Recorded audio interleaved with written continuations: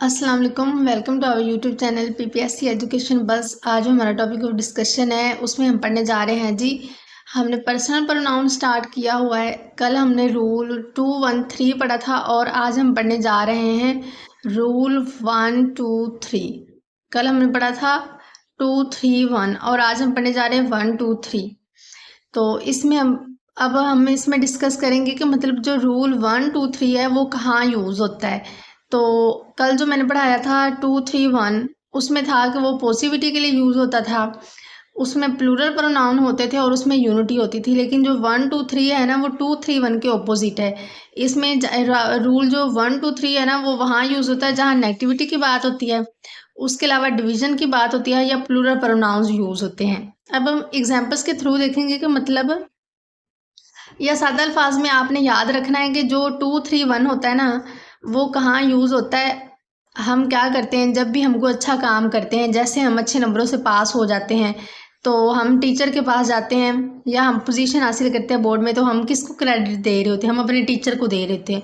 तो जब भी कोई अच्छा काम करते हैं हम दूसरों को क्रेडिट दे रहे होते हैं, तो वहाँ पॉसिबिलिटी की बात होती है। लेकिन आपने याद रखना है जहाँ हमको बुरा काम करते हैं या कोई नेगेटिव सिचुएशन होती है उसमें क्या करते हैं, हम खुद सबसे पहले खुद को रख रहे होते हैं।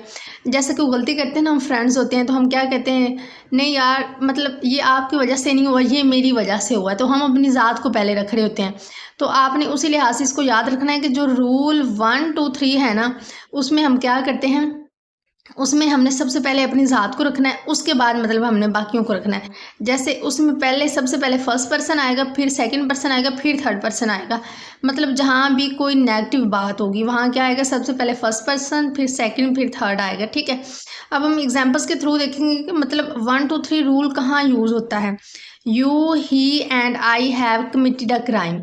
अब ये देखिए क्राइम, ये मतलब जो क्राइम है ना, क्राइम ये अब क्राइम है मतलब कि नेगेटिव सिचुएशन है।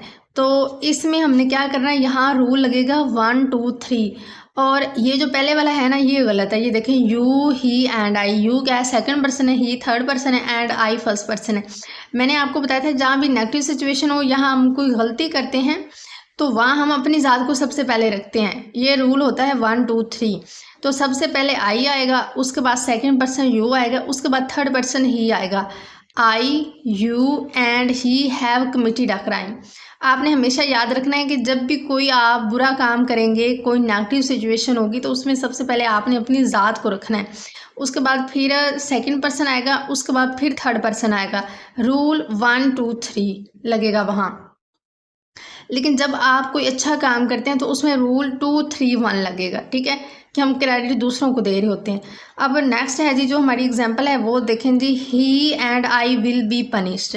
ये भी नेगेटिव सिचुएशन है, मतलब कि वो और मैं क्या किए गए, हमें सज़ा दी गई, हम पनिश्ड किए गए। तो मैंने आपको बताया कि जब भी कोई नेगेटिव सिचुएशन होगी सबसे पहले हमने अपनी ज़ात रखनी है।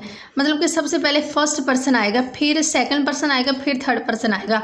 तो ये होगा कि I and he will be punished, मतलब कि मुझे और उसे क्या किया गया, पनिश किया गया। जो नेक्स्ट एग्जांपल है वो है जी, आपने हमेशा याद रखना है, एक तो जो रूल 123 होता है वो नेगेटिव सिचुएशन के लिए यूज़ होता है या नेगेटिविटी के लिए यूज़ होता है। दूसरा जहाँ प्लूरल नाउन होते हैं ना वहाँ क्या यूज़ होता है, वहाँ रूल 123 यूज़ होता है। You, they and we are learning, we are living for Faisalabad.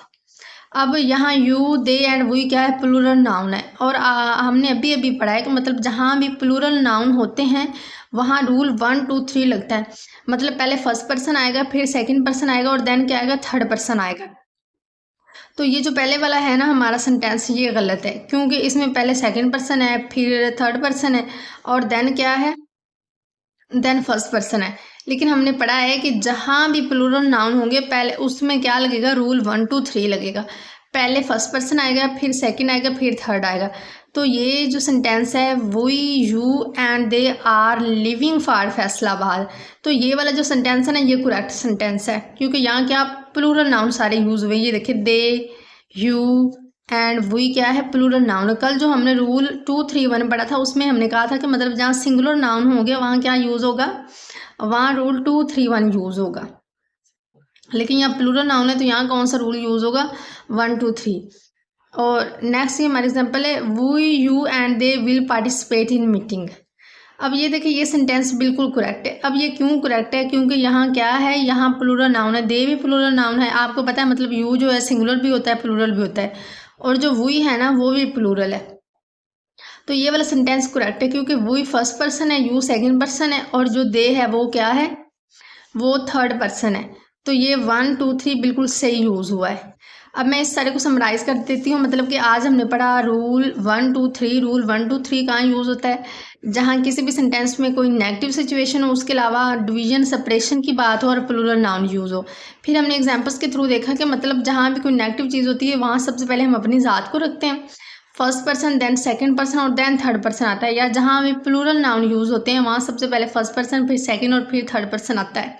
ये था आज का हमारा लेक्चर। अगर आपको हमारा लेक्चर पसंद आया है तो हमारी वीडियो को लाइक कर दें, इसे दोस्तों के साथ शेयर कर दें। मतलब जितने भी आपके फ्रेंड सर्कल में या जाने वाले जो कम्पिटिटिव एग्ज़ाम की तैयारी करना चाहते हैं और वो जो है मतलब कि अफोर्ड नहीं कर सकते, जो होते हैं पेड सेशन होते हैं।